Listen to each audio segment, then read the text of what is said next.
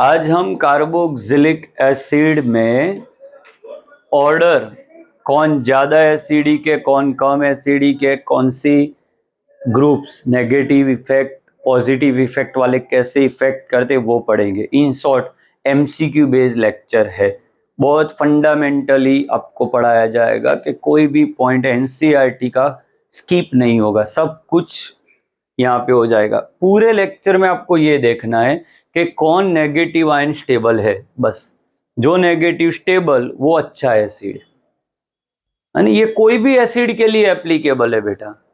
चलो चेक करते हैं। तो सबसे पहला हमारे पास है EWG, इलेक्ट्रॉन विड्रॉइंग ग्रुप्स, मतलब नेगेटिव ग्रुप्स। ओके, ये सब नेगेटिव ग्रुप्स है। ये टेक्स्ट बुक बेस्ड ही लिखा है, जो टेक्स्ट बुक में यहाँ पे है, ये पेज पे चैप्टर नंबर 8 के पेज पर है, वही आज पूरा पढ़ा रहा हूं। ये पूरा ऑर्डर आप, ये मेरे लेक्चर कंप्लीट होने के बाद अगर आप पूरा ऑर्डर कर लोगे तो हो जाएगा आपसे, एक एक रीजन के साथ हो जाएगा, है ना। चलो, तो नेगेटिव वाले कैसे हेल्प करते हैं एसिडिक स्ट्रेंथ बढ़ाने में। तो देखो, ये negative charge already resonating structure के कारण घूम रहा है मतलब डिलक्लाइज है। उसमें भी EWG, तो ये बोल रहा है मैं भी खींच सकता हूं इलेक्ट्रॉन को। तो बताइए, यहां से इलेक्ट्रॉन डेंसिटी ऑलरेडी यहां घूम रही है और ये भी इसको खींच रहा है, तो यहां पे इलेक्ट्रॉन डेंसिटी और कम होगी।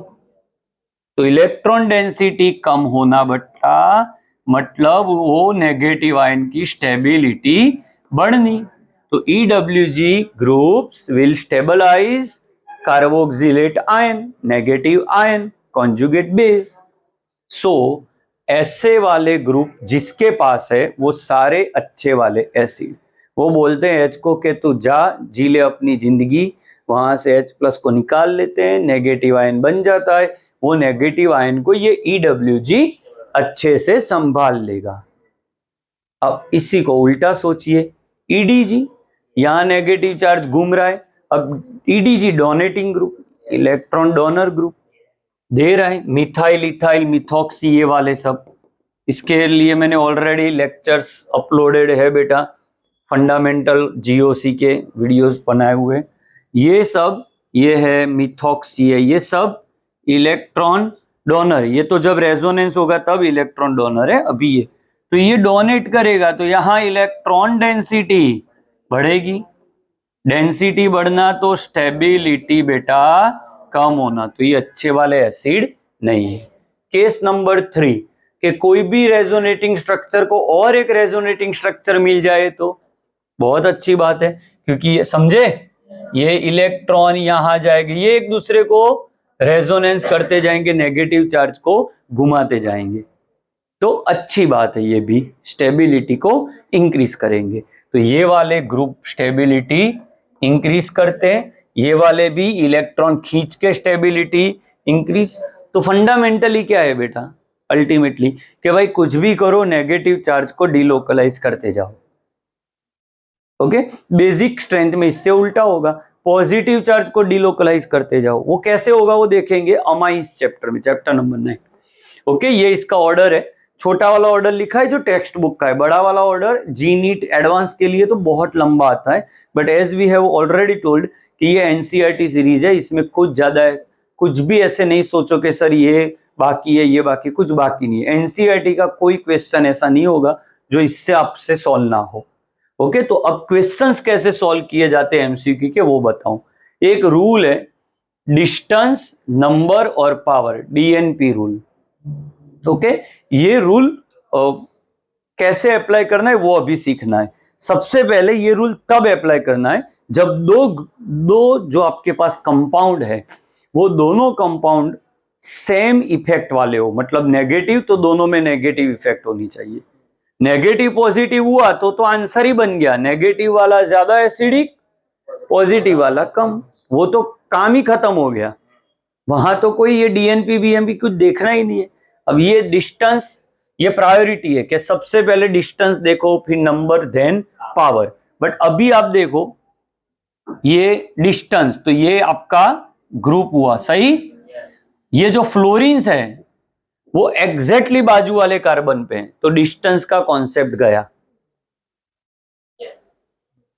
एग्जैक्ट बाजू वाले कार्बन पे है बेटा, तो डिस्टेंस का कॉन्सेप्ट गया। अब देखना है नंबर, तो यू सी यहां 3 फ्लोरीन है, यहां 2 फ्लोरीन, तो कौन स्ट्रांग होगा? जिसके पास 3 है। सिंपल। ओके, एमसीक्यू कैसे सॉल्व? अब मैं बीच में कॉन्सेप्ट नहीं डालूंगा ना, कॉन्सेप्ट की बातें हो गई, अब सिर्फ ट्रिक। ये ट्रिक भी कोई मेरी नहीं है भाई, ये सब अवेलेबल है, सब कुछ सब जगह पे, बट मैं तो अप्लाई करना आपको सिखा रहा हूं। ये नहीं है कि मुझे ही पता है डीएनपी रूल, सबको पता है। चलो इसको सोचते हैं बेटा। तो ये देखो, ये COOH, उसके एग्जैक्ट बाजू वाले कार्बन पे Cl नहीं है, ये दूर है। यहां पे एग्जैक्ट बाजू में, तो डिस्टेंस, यहां कौन सा वाला कॉन्सेप्ट लगा बेटा? नंबर वाला। n लिखूं मतलब नंबर, यहां पे डिस्टेंस। अब यहां डिस्टेंस कम है, तो अच्छी बात के बुरी बात? अच्छी बात, क्योंकि नेगेटिव नजदीक है। समझे? एसिडिक स्ट्रेंथ के लिए नेगेटिव बातें अच्छी है ना, नेगेटिव ग्रुप्स एसिडिक स्ट्रेंथ बढ़ाते हैं, और उसमें भी वो नजदीक है, तो इट्स गुड। तो इसकी एसिडिक स्ट्रेंथ ज्यादा, डिस्टेंस कम रखिए, नंबर ज्यादा और पावर ज्यादा। नेगेटिव इफेक्ट के लिए डिस्टेंस कम अच्छी बात है, नंबर बढ़ना अच्छी बात है, और पावर बढ़ना अच्छी बात है। चलो यहां चेक करो, तो एग्जैक्टली बाजू में डिस्टेंस है बेटा, यहां भी बाजू में, तो डिस्टेंस का कॉन्सेप्ट गया। आप समझ रहे हो कि इसने अच्छे से डिजाइन किया है पूरे लेक्चर को। अब क्या देखना है?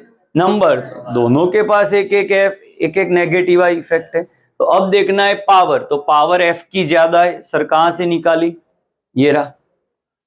ओके, तो इसका ज्यादा, reason is power, P for power.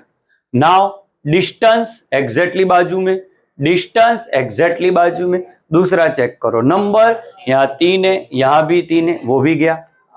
Power, तो F की पावर ज्यादा, कॉन्सेप्ट लगा पावर। ओके, ये देखिए, डिस्टेंस एग्जैक्टली बाजू में, डिस्टेंस एग्जैक्टली बाजू में, तो डिस्टेंस से तो नहीं हो रहा।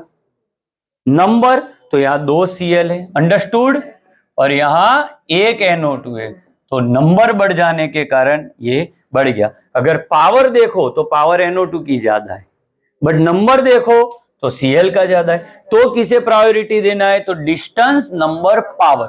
पावर लास्ट में देखना है, दिस इज प्रायोरिटी। तो बाजू में, कहां बाजू में?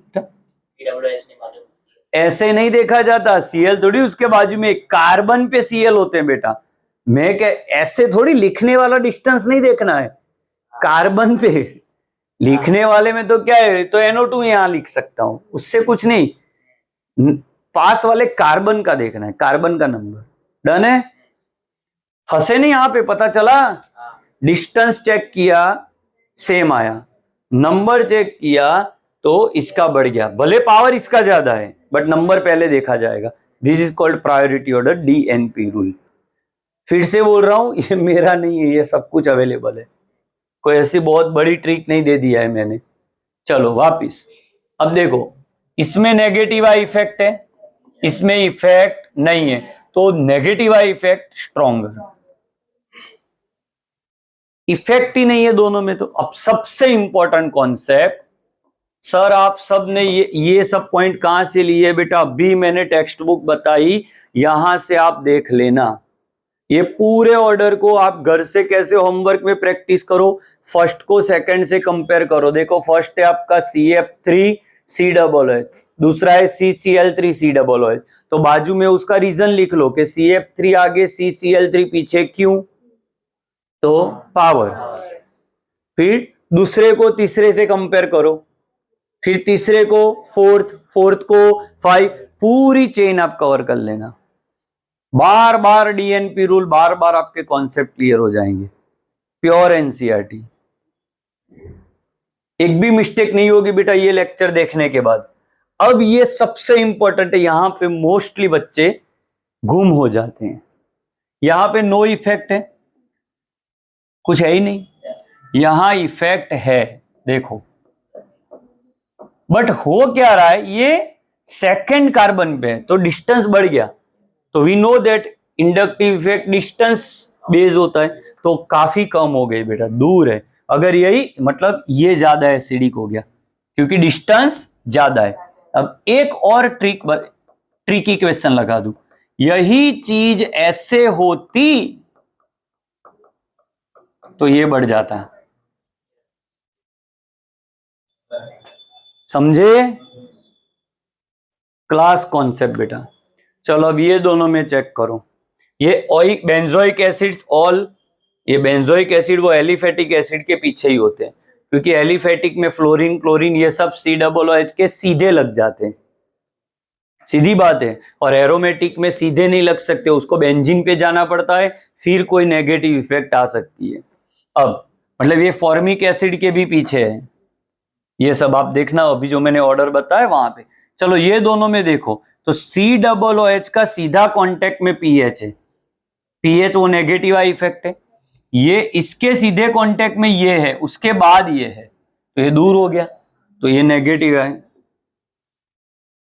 एक और रीजन बता सकते हो कि COOH के पास वाले कार्बन तो पॉजिटिव आई इफेक्ट शो करेंगे, अगर ये बोलना है तो। बाकी तो इजी यही है कि इसका पीएच ग्रुप दूर है, इसका पीएच नजदीक, पीएच नेगेटिव आई इफेक्ट है। हाँ बेटा ये देख कहीं पे लिखा था मैंने,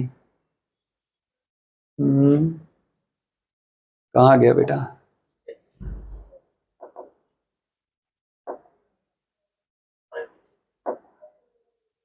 अच्छा यहीं कहीं पे ये लिखा है, देखो पीएच भी नेगेटिव आई इफेक्ट है। डन है, वो पूरा सीक्वेंस बताए वो इसी से सॉल्व हो जाएगा। चलो अब यहां देखो, ये देखो negative I effect and positive I, तो अब तो डीएनपी देखना ही नहीं है, नेगेटिव आई वाला आगे, उसमें तो डिस्टेंस कुछ भी हो क्योंकि वही जीतेगा।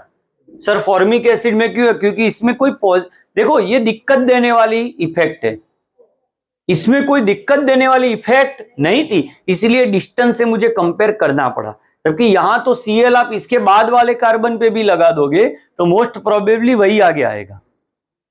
चलो यहां आ जाओ, NO2 -I -R, no effect, +I, minus effect वाले अच्छे एसिड।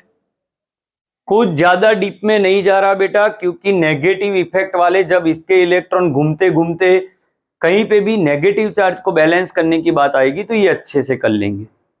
इलेक्ट्रॉन डेंसिटी बढ़ाते नहीं है, वो कम करते हैं। अब ये क्वेश्चन इंपॉर्टेंट है, ortho para and Meta, ortho पे दोनों इफेक्ट शो होती है, ये मैं काफी बार पढ़ा चुका हूं, इसके लिए अलग से वीडियो भी बने पड़े हैं।